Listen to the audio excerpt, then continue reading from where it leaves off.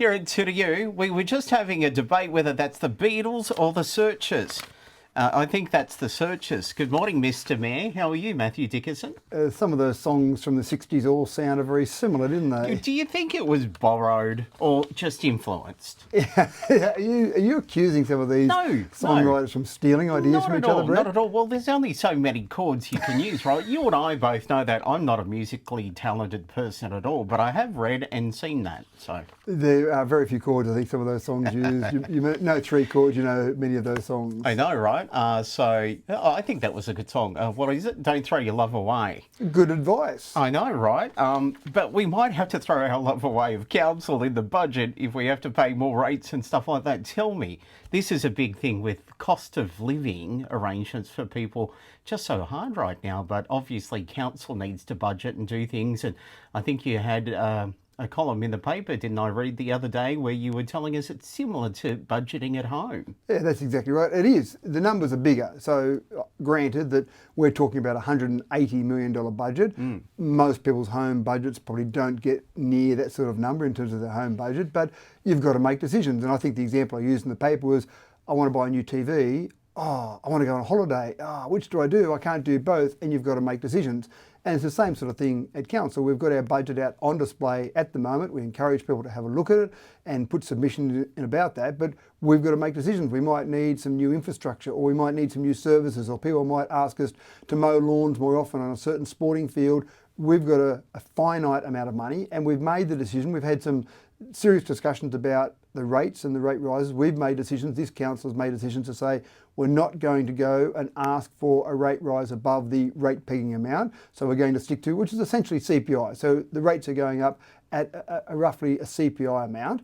And we've made that decision, but in making that decision, it means we've got to be looking at every dollar we can save. Where can we be the most economical we can possibly be? How can we make sure we deliver the best value for money for ratepayers? Because I guarantee in this submission process, we'll get lots of people who ask for extra things. Every time I see our budget on display, all the budgets I've been involved with over the years, people will always say, could you do this extra? Can you give us this extra thing? There are very few suggestions that come in to say, or if any, to say, remove these extra costs from the budget. But no one wants their rates to go up. So that's the challenge that we have. And so doing everything we can, and whether that be things like our sale yards that we're talking about at the moment in relation to the most economical way to run our sale yards, whether it be putting our pool out into an external contractor to save money, all of our different business units, we try and run them as efficiently as possible, as well as try and minimise the rate rises through making sure we deliver the services people need, maybe not all the extra things people want. And you can have those if you want, but it just means we can have a rate rise. Matt, what I'm hearing you say under all of that is that you have factored in the cost of living for ratepayers, because it is very difficult for us as well. So that has been considered and factored in with the decision-making process. Absolutely right. And it would be easy for us to just go and put the rates up and say, this is great, we can give people everything they keep asking for, but you're spot on, the pressures of cost of living, that's something we're very aware of, but at the same time, we want to make sure we deliver the services people want. So it's a fine balancing act, but the budget's on display, and that's why I encourage people to look at it, put your submissions in. And we can do that. How do we find that? From Council's website? I know you can pick up a hard copy if you like as well, can't you? You can, but go to Your Say, and Your Say is where all of our different interactions with the public are. So whether it be an EOI, whether it be a submission, whether it be information about things that are happening, upcoming things that are happening, that's the place to go to now, is just go to Your Say on our website effectively, and that'll give you all of that information all in one spot. And the document's on exhibition from a couple of days ago, the 1st of May, I think, until when? That's a very good question. I think that finishes in early June. Yeah, 3rd of June. Yeah, 3rd of June. Thank you. I think it's ready there. Thank you. Yep. Let's talk about a very special workshop that council laws and Dubbo Regional Council staff took recently. And you had someone come out from the Bureau of Crime Statistics and Research. This is all about the crime in Dubbo, is it, and the region? You're up to date, Bret. This was only last night we had this workshop. You are spot on. So Little birdie told me. We had a workshop last night, and this is with councillors and our staff, with a representative from BOCSAR. Now, we do look at the BOCSAR information on a regular basis. We do talk about what happens there. One of our great frustrations is the crime data that comes out is out of date when it comes out. the March quarter, for example, the first quarter of this year, we won't see the data for that until about the middle of June. So it does seem like it takes a while, but we thought it would be worthwhile to actually have a discussion there. Now, I do email and talk to BOCSAR on a semi-regular basis, mainly when the data comes out, find out more information, drill down into that a bit further. And so I've found them very helpful, and our staff have done the same. They found them very helpful. So we thought it'd be worthwhile having them come out. Now, the great part about that was we had a person come out. This was, and I won't mention the person's name, but works for BOCSAR. She's a PhD, so a doctor, but not a doctor of medicine, but a doctor of philosophy. Sure. So obviously a lot of skills and experience and a lot of knowledge in relation to crime data. Now, she was fantastic, very enthusiastic about the stats. She, not saying she's enthusiastic about crime, but about delivering the stats in a whole range of different ways, slicing them, dicing them, looking at them. And there's no doubt about it, from her perspective, when we went through and looked at all this, crime across the state has changed. But when you start to look at crime across the state, and then crime even in individual locations like WA Regional Council, LGA, one of the bits of data she put up, which was quite fascinating, was when you start to look at the crime data versus the population. So in other words, get a relative crime data. Over the last 20 years, whatever the state's been doing has been quite effective. Crime has reduced over the last 20 years in real terms. Now, the actual number of offences has gone up, but our population has gone up as well. So, and I've had this discussion before, people have said, oh, crime's gone up, but hold on, population's gone up as well. So you would kind of expect lots of things to go up. Your listeners on 2U have gone up over the last 20 years because the population has gone up. It hasn't gone up in real terms. So they're the sort of things you're looking at. So she was great drilling down to the data at different levels. Now, we looked at this presentation, looked at a whole range of different things.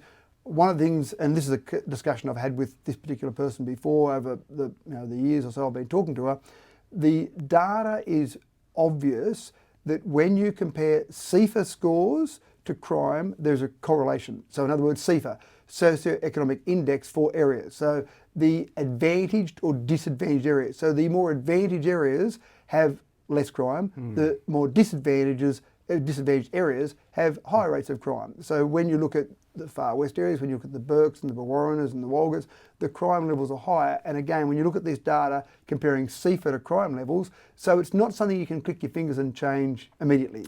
And it's interesting you said slicing and dicing the data, because that's exactly what this doctor would do. Yeah. But we can also pick, like you and I have discussed over, the last few months in regards to the crime rate. It depends on how you pick and how you present that, doesn't it? So it doesn't really give you, unless you share all of the data, a real, a real insight into what's actually happening. Well, the critical thing here, and again, we talked about it last night, you can make the data look as good or as bad as you want. Yeah. Now, there were two crucial things that came out of it, and I know we've got lots of topics to try and talk about, so sure. I'll wrap it up as quickly as I can, but two crucial things. I actually said to her, and I've talked to her about this before, so I kind of already knew the answer to it, but I asked it again last night. Said, so with all of your knowledge, all of your academic skills, all of your exposure to this data, and knowing that the state government controls the policing, state government controls the sentencing regime, magistrates aren't controlled by anyone, but they have to follow the sentencing regime, what can a council, WA Regional Council or any council do about crime? Because crime is happening across the state. What can council do? What's the magic solution? What's the silver bullet that we can use to solve all these crime problems? And of course she said, well, council can do almost nothing. She said, probably what you can do as a council are some little things. And she said, for example, 22% of break-ins are not really break-ins. They're break-ins to steal car keys, because you can't just hotwire a car so easily anymore. So of all the break-ins that occur, 22% are to steal a car. So don't leave your car keys somewhere obvious. So if someone looks in the window, sees your car keys sitting on the kitchen bench, they might break in to steal your car. So then you've had a break-in and a car theft. Keep those car keys away, hidden away somewhere. People look in there, can't see your car keys, they go to the next house and they keep looking for those car keys. So that's something she said. So from a council perspective, you could do some education. You could say, just keep your keys away. Just simple things. Even having the messaging that used to be lock it or lose it in car parks, for example. So some little things around the edges, but the main drivers of crime, she said, these are big issues. And she actually sent me a paper a couple of months ago. I was speaking to this particular person, sent me a paper on an academic paper of the 6 ways to reduce crime, and all of them involve intergenerational crime solutions. So not just something you can click your fingers, talking about reduce the amount of family violence, reduce the amount of Aboriginal people in prisons, a whole range of big picture things that would make a big difference, if you like. But again, things that crime, it's pretty hard for council to solve.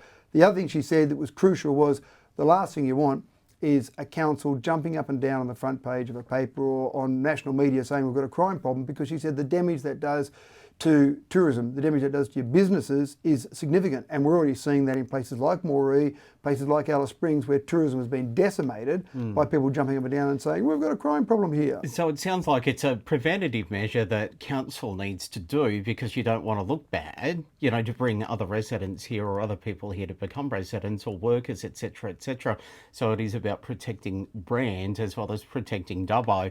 But it sounds like what she's saying is that it's all about preventative measures that, you know, the police tell us all the time anyway, don't they? Yeah, they do, exactly right. And I think the big thing around all of that is it's not just preventative measures like you're talking about there, it's also this big thing about alarmists. So she said sometimes the media ring their department, and they say, oh, there's a crime spree. And she said, hold on, just let's pour a bit of cold water on that.